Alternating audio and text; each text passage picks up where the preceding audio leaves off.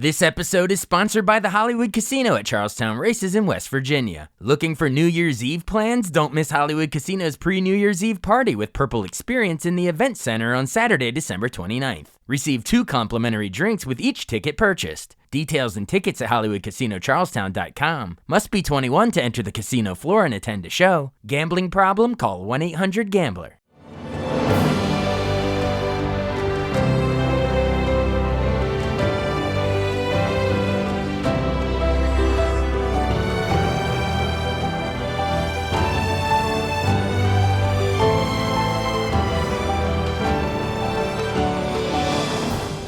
Welcome to the newest episode of Beyond the Fame with Jason Fraley. I'm your host, Jason Fraley, picking the brains of the top filmmakers, musicians, and artists of our time. Disney Channel alum Karan Brar makes his theater debut in the lead role of the new play Data, now at Arena Stage in Washington, D.C. through December 15th.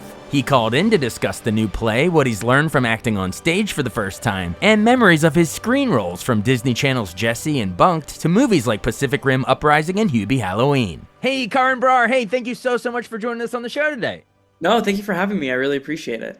Our listeners, especially maybe younger ones, might remember you from the Disney Channel series like Jessie and the spinoff Bunked, which we can get to them later in the interview if you have time. But we're here talking today about the new show Data that's at Arena Stage now through December 15th. Before we get to what the show is actually about, the premise and all that, I think this is like your theater debut, right? So does your team, your agents reach out to Arena Stage, or was it the other way around? Like, did they post auditions? No, it was actually fully went through the auditioning process. I moved to New York at the top of the year, and I did like the very cliche actor thing where I was like, I think it's time for me to approach theater, and I felt like the right time to. One in New York, I guess. And this was my first audition for a theater production of any sorts. And I read the script and I was like, this is so similar to my life and my experiences. If I don't book this, I don't know who will, or maybe I should retire if I don't book this one. And, I went through the audition process and now we're here. So it's kind of been a string of luck and chance. It's been really fun. Man, wait, you're way too young to retire. What are you talking about? You got your whole career ahead of you. I'm ready. Awesome. All right. So I was just curious how you found out about the audition and everything, but I'm glad you landed, and it's a lead role. So you're the lead actor in Data, your theater debut on the stage, and an amazing stage, by the way. Like, Dear Evan Hansen started at Arena Stage before it went to Broadway. It's been cool. Like I've been, the history at Arena is really insane. And it's also just like the team is so dedicated to the work that they're doing. So it's a really special feeling, like walking into the theater every single day. I just feel really lucky to be a part of this production. Absolutely. Well, let's go into the productions. Give me the basic premise. I mean, you and I know what it's about, but tell our listeners real quick the basic premise. Yeah, so pretty much Data is a Silicon Valley thriller centered around my character, Manish Singh, who is this brilliant entry-level programmer at a software company, a data software company called Athena Technologies. And so he gets invited to work on this top secret government contract, which forces him to come to terms with the personal and societal costs of his talents. So it's 100 minutes, no intermission, and we tackle a lot within that 100 minutes. I'll say that. Awesome. Now, are you in your personal life, are you actually like into tech, and was that an interest of yours before, or did you kind of have to read up on it when you got the part? Not at all. I think I came in incredibly blind. I grew up homeschooled, working on sets. So I'm just like, have no semblance of like what a corporate job is like. What's funny is I kind of had to like ask friends about, I have this ongoing joke with my friends that I feel like I'd be a really good project manager. I don't know what a project manager does. Not a clue. And so the same thing with this. It was very much like, Matthew Libby, the playwright, he had some experience in tech, which informed his writing in this. And so there was a lot of stop and go with me and the cast, where we had to be like, wait, what is this basic, like we're talking about this thing as it's like a very basic term, but like we have no idea what this is. And our dramaturgy on this project was like really detailed about even explaining the different, my character starts off in user experience. And he kind of had to like break down what user experience is, and the different facets of it. So we definitely got a crash course in tech. That's awesome. Well, and the audiences will get the similar crash course when they come see Yeah. the show at Arena Stage.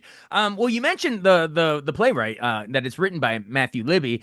People in the area might remember that name. But so and it's sort of being billed as like a fast-paced techno thriller. So talk about sort of the writing, how explain how it is fast-paced, and if it is it like rapid fire dialogue? Like, yeah, dote on I, Matthew, his writing I a little bit. Yeah, so the funny thing is when you meet Matt, he's a very, very quick thinker, very fast on his feet. So he like speaks very quickly. And then I'll put it this way. So when we first sat down and read the play out loud, I think we all came in assuming that it was like incredibly naturalistic and grounded. And so our read time was at 2 hours and 30 minutes. Mm-hmm. And then we got it up on its feet and we got it down to maybe like 2 hours. Yeah. And then we then had to have like this thing of like actually hearing the music of like how quickly it's supposed to be. And then we got it down to an hour and a half. So it is like going from like we shaved an hour off of it. So it's been a lot of like pacing it up. It moves very quickly, and it's very accurate to how this world actually operates. I think a lot of people in tech, from what I've heard, sometimes speak quicker than they can think, or I mean, Yeah. they try to keep up with how quickly they can think, Right. and so it's these very rapid fire conversations. They're not waiting for other people to Right. catch up, and I think the audience will definitely feel that as they're going through this thriller. And I think the intensity of it not only adds to the thriller aspect of it, but really grounds this world and what Silicon Valley can sometimes be like. I love when you're talking about, especially in the tech world, how sometimes these geniuses, you almost like you're talking so fast, like your mouth can barely keep up with how fast your brain's working. And I immediately thought of, probably because I'm interviewing Jesse Eisenberg in a couple days, I immediately thought of, when he played Mark Zuckerberg in The Social Network, the Facebook Yeah. movie. And, he's talking so fast because, you know what I mean? And I'm kind of doing it now too. It's pretty awesome. Yeah, Sorkin has been a reference for us in terms of speed. These characters have a lot of conviction, and or rather, all the other characters have a lot of conviction, and my character Manish is trying to keep up. And so that pace is very prevalent and a key part of telling the story. I'm glad that you based it on Sorkin. That's perfect. Yeah. If you really want to throw it back to previous generations, I don't know. Have you ever seen the 1940 screwball comedy His Girl Friday? Oof, I wish. It's the fastest comedy dialogue you'll ever see. You know what? It is definitely like I've had to. Having worked in comedy before, I can get used to the fast pace, but this has been on a whole other level, which has been a really fun learning curve. Yeah, absolutely. Well, when you get a chance, I know you're busy doing the show night in, night out, but if you get a chance, it's Cary Grant and Rosalind Russell from 1940. It is so. I'll add it to the list. You made me think of it when you're talking about people talking fast back and forth. All right, so that's the writing. That's the rapid fire Matthew Libby writing and the pacing. How is that then taken from the page, like in terms of, is it Margot Bordelon? Is that how do I say it, the director? Yeah. How does Margot sort of bring it to life visually on the stage in terms of either the blocking or even if you want to go into like sort of how the scenic design in the sets and stuff? I mean, the funny thing is, like, at first I was afraid to post anything about the set itself, because I think the set is so cool and unique. It's basically, but I think I can reveal it now. But it's a steel white box. Instead of a black box theater, it's a white steel box theater. Literally, it's great. very like when we saw it, I think it was jarring to everyone. And like we're like, oh, this is so interesting. Like this elevates the story in a whole new way. It is, classic four walls, and it is a very barren landscape, very modern. And so you pick up on everything, every gesture that's happening, every like movement. Nothing is lost visually. And characters stick out very particularly because there's nothing to blend into in the background. And in terms of getting it from page to its feet, it's interesting because coming from film and television, you don't sit with material that long. So you have to go from point A to point B quickly. And sometimes a director will come in. Most of the time they'll come in and they'll be like, this is what it is. And you need to land here, say it here. And then obviously as you have more prestige on your resume, or, maybe you spend a lot of time with the material because you're number one on the call sheet, whatever it might be. Right. You might be able to be like, wait, I actually feel like my character would do more of this. Like, can I experiment actually with like crossing over here and doing that? but like time is money in film and television, and the same is true for theater. But what's been great is, Margot at first let us do a little bit of exploring on our own, which I was definitely a fish out of water at first because I was like, wait, I can just you'll let me just do whatever I want, just like move around however I'd like, and she kind of let us explore, like find what resonates with us and our characters. And then as we did more run throughs of it, there was the integration of pace, which I think we all fought against at first because we were just like this. It's such the text is so meaty. Like Yeah. there's so much happening, and it's hard not to feel like, well, or is it going to be lost to us as actors and to the audience if it's moving at this pace? Yeah. And what we found is that once we actually had to have Matt sit down and read an entire scene out loud by himself, like the rhythm of it. And we're like, oh, okay, now this makes sense to us. Right. Right. So the speed actually helps us tell the story in a whole new way. And then it's been such an interesting learning experience because in film and television, I have so many other departments that are helping me tell the story. Right. Camera can help you hold the intensity. Like they can bridge the gap between what the audience is experiencing and what you're feeling. Well, because you're in close-ups and it's editing and insert shots, and it's very orchestrated. It's all a Very, brilliant very language. But on Yeah, theater, it's a proscenium view, and it's a whole different thing. yeah, it's one proscenium the entire time. It never changes, and so you're constantly on, and you're also having to go off of this sixth sense of, Yeah. oh, like a term Margot uses a lot is like holding the tension, Mm. which I've never been used to, like because editing and lighting and all Right. these They other yell cut, and then you're not holding the tension until you start again. Now you're holding it for the whole duration. Yeah. exactly, and in between scenes, and how your blocking deeply affects not just the other actor, but the audience's entire interpretation of the scene.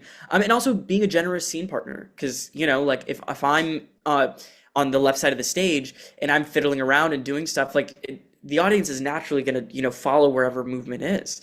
And so it's been a learning experience, and it's been fun to kind of work against my own habits from film and television. Oh, it's always good to challenge yourself, though. You know what I mean? Because you're from here forward in your career, you're going to be able to do both mediums. It's great. Well, I think we've gone pretty in depth into the show, and we can wrap back around to it at the end. But I'd love to hit a little bit of your origin story and your career highlights and some stuff like that. So you were born in Washington State, right? In '99, Yeah. which is funny because you threw the phrase "Sixth Sense" out a couple minutes ago, and that's the year that came out. Yeah, no way. But it's all tying together. Yeah. But yeah, tell me about. I guess in your first generation Indian American, is that right? Where did your parents grow up? Yeah, so my parents are immigrants from India, and then they raised my sister and I in Seattle, Washington.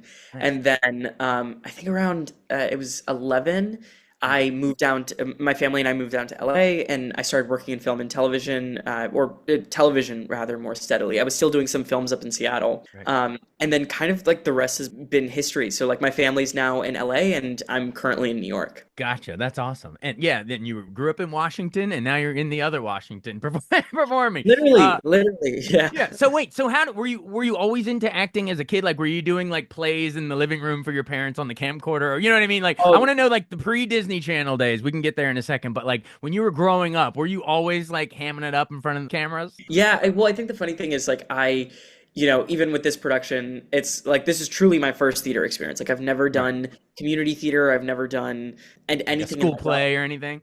No, nothing like that. This is truly a first. And when I was growing up in Seattle, I like to joke around, but it feels very accurate to my experiences. But around the age of 7, I had like a crisis, and I was like, "What am I going to do with my life? What's my purpose and passion in life? And what am I going to be good at?" And kind of this crisis of identity. Pretty much like I attempted to sports at some point in my life, Yeah. or around that age, and I just was not coordinated at all. I Yeah. could not play and I mean I grew up in the suburbs, so like Sure. that's what any kid really did. That's what you And do. Yeah.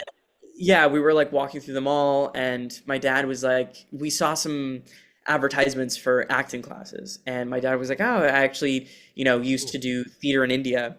Like, do you want to try an acting class?" And I was like, "Yeah, sure, why not?" And funny enough, I don't think, I think things got out of hand over the coming years, but it was just a weekend hobby for me, Yeah. just something that I did. every now and then it was kind of like some of my classmates, acting classmates, were getting agents and doing commercials, and then it was like, oh well, I guess we should get Karan a commercial agent, and then one commercial turned into two, and then a movie audition, and then and so on and so forth, and then things kind of just like spiraled from there, and before I knew it, I was kind of doing it as like a full-time job, which I feel really lucky to say.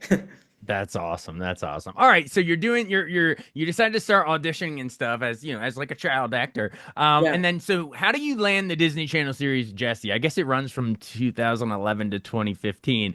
But yeah, yeah, how do you land the role and how much did that change your life? Because now you're like, at least for a younger generation who's now older now, gosh, yeah. they're all out in the world now. But you're a household name to them. So how did this whole thing come about? Yeah, no, it's actually really funny because when I was in Seattle, I kind of just had this idea of like I was working on this film franchise called Diary of a Wimpy Kid, Yeah. and coincidentally they would somewhat line up with my summers bleeding into the fall a little bit, and I kind of I'd done the first two films, and I was like, oh, so this will be the rest of my life, maybe. Like I'll go to school, have a somewhat ordinary life, and then like in the summers, like Right. maybe I'll be lucky enough to work in a film or two, and then and continue that. And then I, was coincidentally down in Los Angeles because I was like meeting with some new agents and managers, and very in a very like Hollywood story, the agent who I met with in that very moment was like, "Oh, you should audition for this show, Jesse." And my dad's like, "Oh yeah, that's great." And they were like, "Yeah, can you go now?" And my dad was like, well, we have to go to the airport in like Yeah. 3 hours. Like we have a flight. And they're like, just swing by and do this audition. I'll call the casting director while you head over there. And just like go and do this audition, and then we'll figure it out from there. Right. And so I do this one audition before I head on a flight, get on a flight, go to Seattle, and then I kept getting called back for it. And then when I'd booked Jesse, Jesse was kind of a really unique experience because typically you go through the experience of having a pilot, you film the pilot, and then you wait a couple of months for it to go through testing and the many layers of executives who have to approve it and see if it's viable for their docket of shows and stories that they're trying to tell. And Jesse was actually straight to series. It got a straight, season one order. And Okay. so it was like once I booked it, it was like, great, pack your bags, you're coming down to LA. And typically they'll give you like a relocation stipend. And our executive producer was like, hey, like Karn's gonna be here for a while. Like you guys should probably consider moving down here.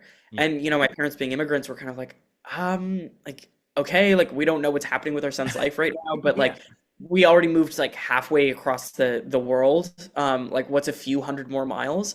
Right. And that's what they did. They just like, kind of packed up and, family relocated. Thankfully, I think my mom, who was the most hesitant to do it, is actually the most grateful now. She Right. prefers the sun much over the rain in Seattle. That's great. That's great. And I thank you for mentioning I'm glad you mentioned the Diary of a Wimpy Kid, the smaller roles you had in the film series prior to Yeah. Jesse, because the author of Diary of a Wimpy Kid, Jeff Kinney, is from our area. He went to my alma mater at University of Maryland in College Oh, Park, no Maryland. way. So yeah, Uh, we had him on the same show, folks, if you want to look that up in the archive, folks. But yeah, so that's cool. So yeah, that was sort of your first foray on screen was in the films, but then and then of yeah. course you land Jesse and the rest is history. But do you still keep in touch with Debbie Ryan who played Jesse and Peyton List? Yeah, so like Peyton, I'd known from Diary of a Wimpy Kid, and she and I are like, always in contact. Our families are very close.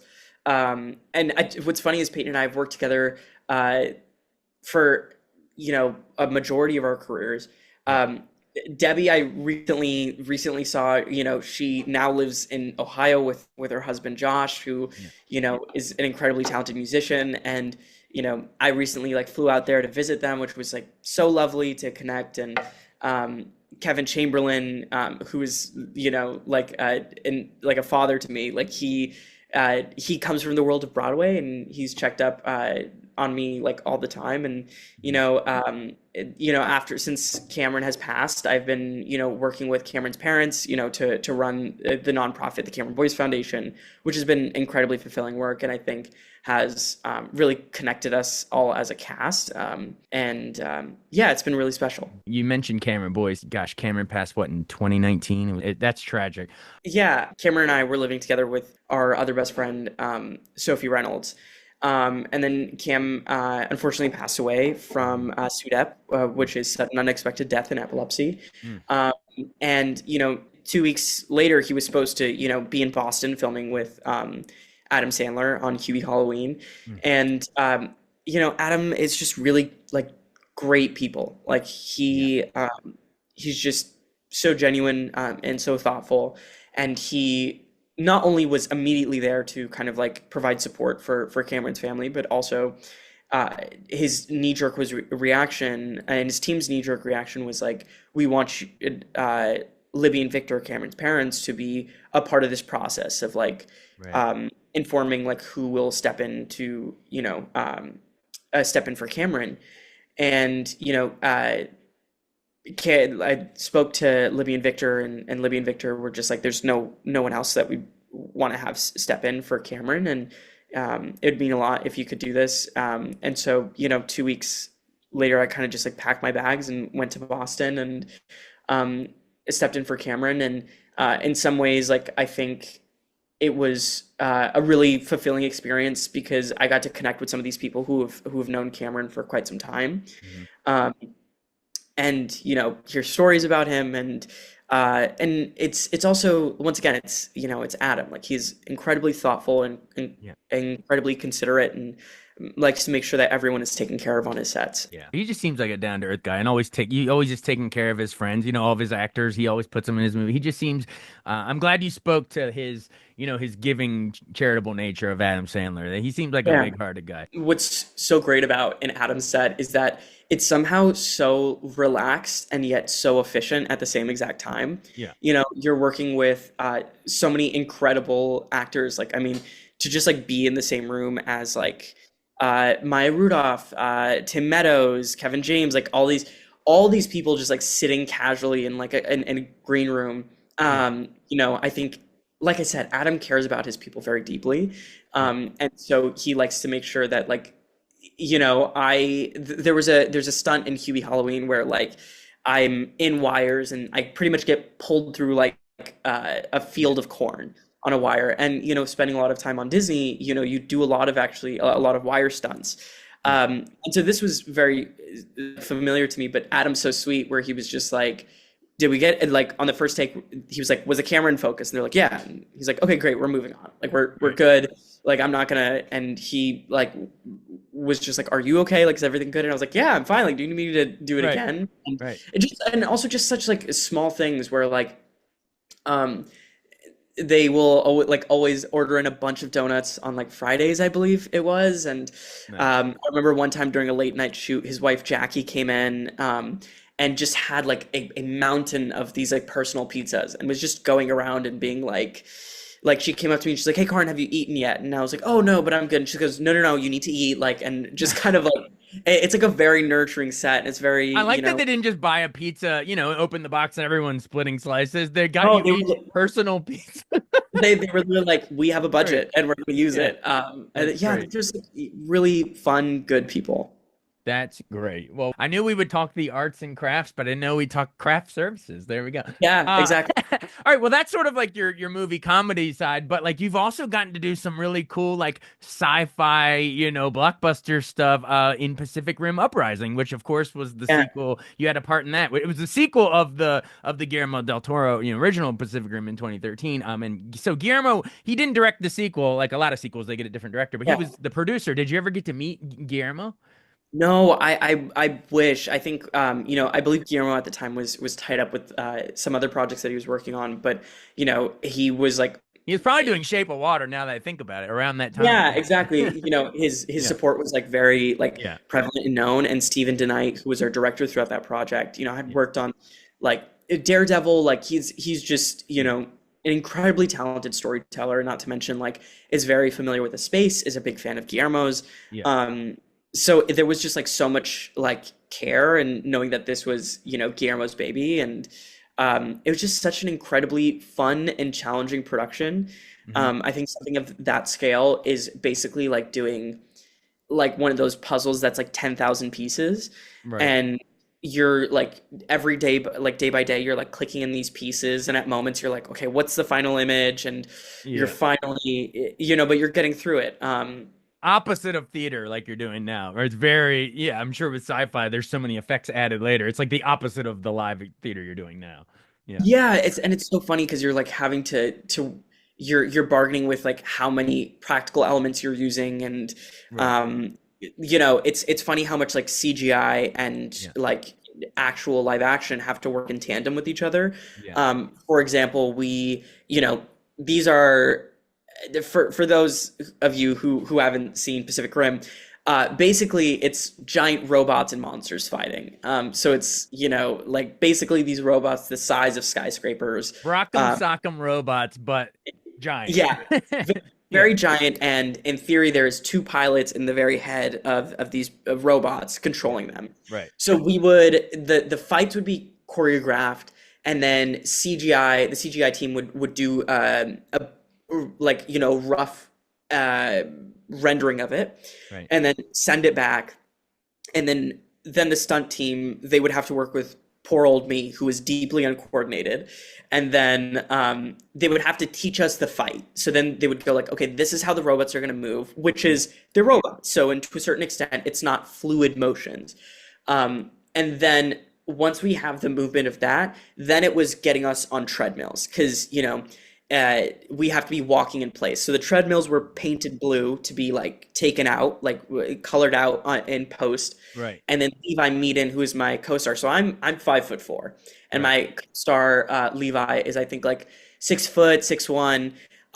So his treadmill had to be slightly faster than mine, so our Mm. steps could like be in sync with each Oh, other. wow. That's And crazy. then Yeah. then there was the element of like, okay, great. Now that we have the fight, now that we have the pace on the treadmill, now we have to get it onto the set. And when we're on the set itself physically moves, Wow. and because it was on a gimbal. Yeah. So there were so many. So as you can see, like there's so many. That's just one element of the Yeah. story. One of the crazy elements they're all tying together. Yeah. That's insane. Exactly. And then kind of just have to like go like, okay, we have this tiny little piece, and then you have to be done with it and take a step back. And it's only when Steven gets to probably be in post that he's like, okay, this is what Yeah. the full thing looks like. Wow, that's crazy. Well, hey, by the way, speaking of visual effects and everything, didn't you get to also do a PlayStation video game, Concord? Like, what was that Yeah. experience like? You know what? Concord was a brand new franchise that Sony was pursuing, Yeah. and it was a really cool learning experience. I mean, I think the team, it's like deeply unfortunate that the game is like no longer live, and Sony has decided to not like pursue it any further. Why is that, You know Brian? what? As someone who is like, it's funny because like in many ways, like I'm deeply disconnected to the gaming world, Right, but right. I think it's been I think that there's clearly like some feedback that you can like mine from the audience in any scenario. Oh, okay. I see. But what was really great about Concord is that like, it was a team of people who cared really deeply about this project, who were working on it for years. So by the time, me and the cast came into it, like we were coming in close to the final stretch when they were, kind of bringing these characters to life. And so it was really fun because, there was no practical elements. You're kind of just working on a blank stage, and you just, for the most part, like they will show you like a picture or a clip of like, okay, this is what the set's gonna kind of look like when we have everything Mhm. added in there. Mhm. And then you're like, okay, I'm gonna pretend like this box is like a dining table, and you make it work. And once again, it was another challenge, but it was incredibly fun. And I'm so used to either having one proscenium like in theater now, Yeah. or to have camera angles moving, but never to film something in 360, which was Yeah. really cool. Well, see, it just proves you can do it all. You can do video games, you can do film, television, and now theater at Arena Stage. That's great. Hey, before we go, you've been really generous with your time. Before we go, I do want to, highlight and praise you for some of your philanthropic stuff you've done. Obviously, so you're an advisory board member to the Cameron Boyce Foundation.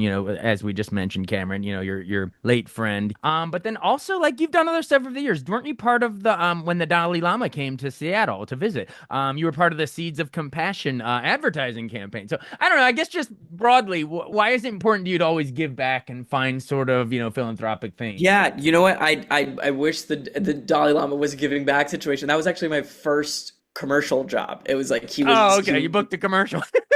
yeah, I booked a commercial and it was basically like I think I was like wearing a white shirt looking directly into camera and like saying these like proverbs that the Dalai Lama has said before. I was total on that set for 15 minutes. Had no idea what I was doing. I had no idea who the Dalai Lama was in that moment. Yeah. I was like, what am I saying? These like, profound proverbs.